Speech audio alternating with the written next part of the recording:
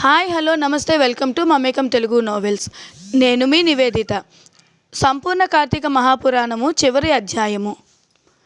సంపూర్ణ కార్తీక మహాపురాణం ఏకోనత్రింశాధ్యాయము 29వ రోజు పారాయణం. అంబరీషుడు దుర్వాసుని పూజించుట ద్వాదశి పారాయణం. అత్రి మహాముని అగస్త్యుని వారితో ఈ విధముగా సుదర్శన చక్రం అంబరీషులకు అభయమిచ్చి ఉభయులను రక్షించి భక్తకోటికి దర్శనమిచ్చి అంతర్ధానమైన వైనమును చెప్పి తిరిగి ఇట్లు ఆరంభించెను. ఆ తరువాత అంబరీషుడు దూర్వాసుని పాదములపై పడి దండ ప్రణామం ఆచరించి పాదములను కడిగి ఆ కడిగిన నీళ్లను తన శిరస్సుపై చల్లుకుని, ఓ మునిశ్రేష్ఠ, నేను సంసార మార్గమందున్న ఒక సామాన్య గృహస్థుడను. నా శక్తి కొలది నేను శ్రీమన్నారాయణుని సేవింతును. ద్వాదశి వ్రతం చేసుకొనుచు ప్రజలకు ఎట్టి పీడ రాకుండా ధర్మవర్తనుడునై రాజ్యమేలుచున్నాను. నా వలన మీకు సంభవించిన కష్టమునకు నన్ను మన్నింపుడు. మీ ఎడల నాకు అమితమైన అనురాగం ఉండుట చేతనే తమకు ఆతిథ్యం ఇయ్యవలెనని ఆహ్వానించితిని. కాన నా ఆతిథ్యమును స్వీకరించి నన్ను నా వంశమును పావనము చేసి కృతార్థుడిని చేయుడు. మీరు దయార్థ హృదయులు. ప్రథమ కోపంతో నన్ను శపించినను మరలా నా గృహమునకు విచ్చేసితిరి. నేను ధన్యుడనైతిని. మీ రాక వలన శ్రీ మహావిష్ణువు యొక్క సుదర్శనమును చూచు భాగ్యము నాకు కలిగినది. అందులకు నేను మీ ఉపకారమును మరువలేకున్నాను.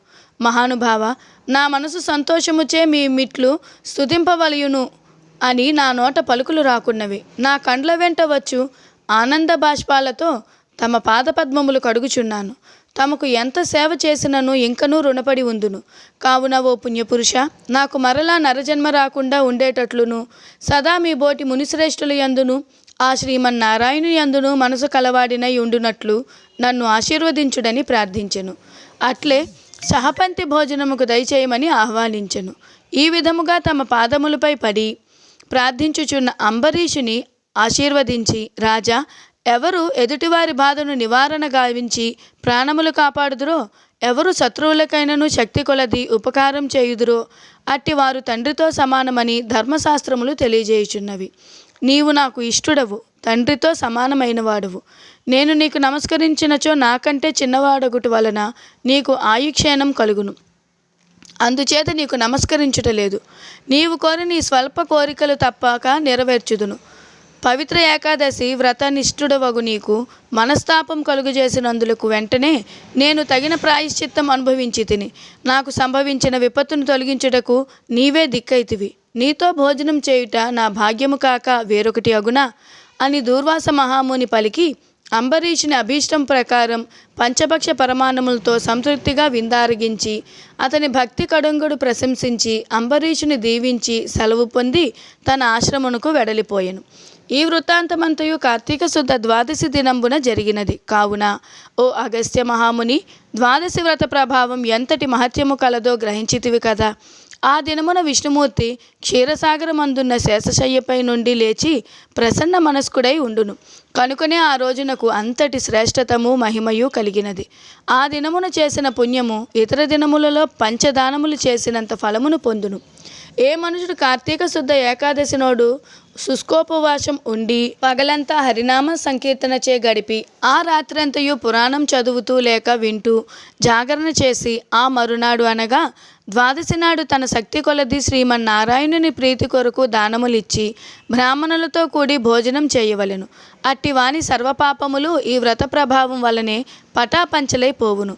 ద్వాదశి దినము శ్రీమన్నారాయణునకు ప్రీతికరమైన దినము కనుక ఆ రోజు ద్వాదశ గడియలు తక్కువగా ఉండును.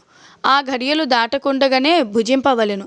ఎవరికైతే వైకుంఠంలో స్థిర నివాసం ఏర్పరచుకుని ఉండాలని కోరిక ఉండునో అట్టివారు ఏకాదశి వ్రతము ద్వాదశి వ్రతము రెండునూ చేయవలెను, విడవకూడదు. శ్రీహరికి ప్రీతికరమగు కార్తీక శుద్ధ ద్వాదశి అన్ని విధముల శ్రేయస్కరమైనది.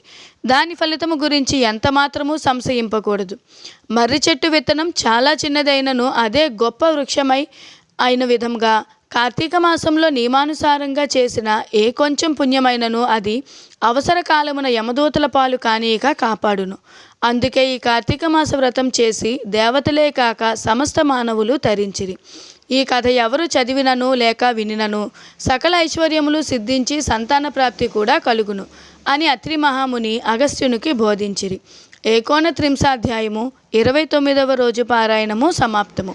29వ రోజు పాటించవలసిన నియమ నిబంధనలు. ఈరోజు నిషేధించవలసిన పదార్థములు: పగటిపూట ఆహారం, ఉసిరి. చేయవలసిన దానములు: శివలింగం, విభూది పండు, దక్షిణ, బంగారం. పూజించాల్సిన దైవము శివుడు, మృత్యుంజయుడు.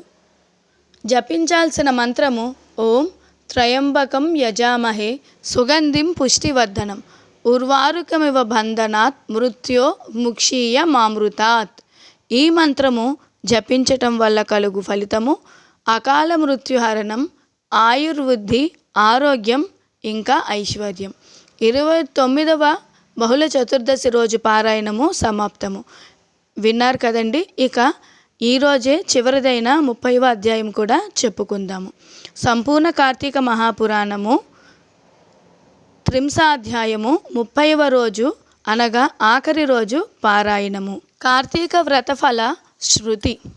నైమిసారణ్య ఆశ్రమంలో సౌనకాది మహామునులు అందరకు సూత మహాముని తెలియజేసిన విష్ణు మహిమను, విష్ణు భక్తుల చరిత్రలను విని ఆనందించి 1000 నోళ్ల కొనియాడిరి.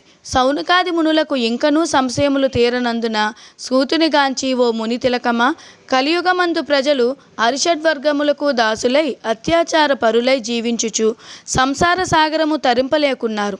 అటువంటి వారు సులభముగా ఆచరించు తరుణోపాయం ఏదైనా కలదా? ధర్మములన్నింట్లో మోక్ష సాధనకు ఉపకరించు ఉత్తమ ధర్మం ఏది? దేవతలందరిలోనూ ముక్తి నొసంగు ఉత్తమ దైవం ఎవరు? మానవుని ఆవరించి ఉన్న అజ్ఞానమును రూపుమాపి పుణ్యఫలమిచ్చు కార్యమేది? ప్రతిక్షణము మృత్యువు వెంబడించుచున్న మానవులకు సులభముగా మోక్షం పొందగల ఉపాయమేమి? హరినామ స్మరణ సర్వదా చేయుచున్న మేము ఈ సంశయములతో ఉన్నాము. కావున దీనిని వివరించి తెలియజేయమని కోరిరి. అంత సూతుడు ఆ ప్రశ్నలు ఆలకించి, ఓ మునులారా, మీకు కలిగిన సంశయములు తెలుసుకొనవలసినవే. కలియుగమందలి మానవులు మందబుద్ధులు. క్షణిక సుఖములతో నిండిన సంసార సాగరమును దాటుటకు మీరు అడిగిన ప్రశ్నలు మోక్ష సాధనము కాగలవు. కార్తీక వ్రతము వలన యాగాది క్రతువు మొనర్చిన పుణ్యము, దాన ధర్మ ఫలము చేకూరును. కార్తీక వ్రతము శ్రీమన్నారాయణునకు ప్రీతికరమైన వ్రతము. ఇది అన్ని వ్రతముల కంటే ఘనమైనది. శ్రీహరి వర్ణించి ఉన్నాడు. ఆ వ్రత మహిమ వర్ణించుటకు నాకు శక్తి చాలదు. అంతే కాదు, సృష్టికర్తయగు ఆ బ్రహ్మదేవునికి కూడా సత్యము కాదు. అయినను సూక్ష్మముగా వివరించెదను. కార్తీక మాసమందు ఆచరించవలసిన పద్ధతులను చెప్పుచున్నాను, శ్రద్ధగా ఆలకింపుము. కార్తీక మాసమున సూర్యభగవానుడు తులారాశి అందున్నప్పుడు శ్రీహరి ప్రీతి కొరకు మనకు ముక్తి కలుగుటకు తప్పనిసరిగా నదీ స్నానం చేయవలెను. దేవాలయానికి వెళ్ళి హరిహరాదులను పూజింపవలెను. తనకున్న దానితో కొంచెమైనా దీపదానం చేయవలెను. ఈ నెల రోజులు విధవ వండిన పదార్థములు తినకూడదు. రాత్రులు విష్ణు ఆలయమున కానీ శివాలయమున కానీ ఆవునేతితో దీపారాధన చేయవలెను. ప్రతిదినము సాయంకాలం పురాణ పఠనం చేయవలెను. ఈ విధముగా చేసిన సకల పాపముల నుండి విముక్తులై సర్వసౌఖ్యములు అనుభవించుదురు. సూర్యుడు తులారాశి అందున్న నెల రోజులు ఈ విధముగా ఆచరించువారు జీవన్ముక్తులగుదురు. ఇట్లు ఆచరించుటకు శక్తి ఉండి కూడా ఆచరించలేక ఆచరించే వారులను చూసి ఎగతాళి చేసినా కానీ వారికి ధన సహాయం చేయువారికి అడ్డుపడిన వారును ఇహమందు అనేక కష్టములు పాలొగటయే కాక వారి జన్మాంతరమందు నరలోకంలో పడి యమకింకరుల చేత నానా హింసల పాలు కాగలరు. అంతేకాక అట్టివారు 100 జన్మల వరకు చండాలాది హీన జన్మములు ఎత్తుదురు. కార్తీక మాసములో కావేరీ నదిలో కానీ గంగా నదిలో కానీ అఖండ గౌతమి నదిలో కానీ స్నానమాచరించి ముందు చెప్పిన విధముగా నిష్ఠతో ఆచరించిన వారు ఇహమందు సర్వసుఖములను అనుభవించుటయే కాక జన్మ అంతరమున వైకుంఠవాసుదులగుదురు. సంవత్సరములో వచ్చు అన్ని మాసముల కన్నా కార్తీక మాసము ఉత్తమోత్తమైనది, అధిక ఫలదాయకమైనది, హరిహరాదులకు ప్రీతికరమైనది. కనుక కార్తీక మాస వ్రతము వలన జన్మ జన్మల నుండి వారులకున్న సకల పాపములు హరించి మరుజన్మ లేక వైకుంఠమందగలరు. పుణ్యాత్ములకు మాత్రమే ఈ వ్రతం ఆచరించవలెనని కోరిక పుట్టును. దుష్టులకు, దుర్మార్గులకు, పాపాత్ములకు కార్తీక మాసం అన్నా కార్తీక దీపం అన్నా ఏవగింపు, అసహ్యము కలుగును. కావున ప్రతి మానవుడు ఈ పరమ సత్యమును గ్రహించి ఇటువంటి పుణ్యకాలమున చేతులారా విడువక ఆచరించవలెను. ఇట్లు నెల రోజులు చేయలేని వారలు కార్తీక శుద్ధ పౌర్ణమి నాడు అయినను తమ శక్తి కొలది వ్రతం ఆచరించుకొని పురాణ శ్రవణం చేసి జాగరం ఉండి మరునాడు ఒక బ్రాహ్మణుడుకు భోజనం పెట్టినచో 1 రోజులు చేసిన ఫలముతో సమాన ఫలము కలుగును. ఈ మాసములో ధనము, ధాన్యము, బంగారము, గృహము, కన్యాదానము చేసినచో ఎప్పటికీ తరగని పుణ్యము లభించును. ఈ 1 రోజులు ధనవంతుడైనను కడు బీదవాడైనను మరి ఎవరైనను సరే సదా హరినామస్మరణ చేయుచు పురాణములు వింటూ పుణ్యతీర్థములను సేవిస్తూ దాన ధర్మములు చేయుచున్న ఎడల వారికి పుణ్యలోకం అబ్బును. ఈ కథను చదివిన వారికిని వినిన వారికిని శ్రీమన్నారాయణుడు సకల ఐశ్వర్యములు ఇచ్చి వైకుంఠ ప్రాప్తి కలుగజేయును. త్రింశాధ్యాయము 30వ రోజు అనగా ఆఖరి రోజు పారాయణము సమాప్తము. ఈ రోజు అనగా 30వ రోజు పాటించవలసిన నియమ నిబంధనలు. ఈరోజు నిషేధించవలసిన వస్తువులు పగటి ఆహారము, ఉసిరి. చేయవలసిన దానములు నువ్వులు, తర్పణలు, ఉసిరి. పూజించాల్సిన దైవము సర్వదేవతలు, పితృదేవతలు. జపించాల్సిన మంత్రం ఓం అమృతాయ స్వాహ మమ సమస్త పితృదేవతాభ్యో నమః.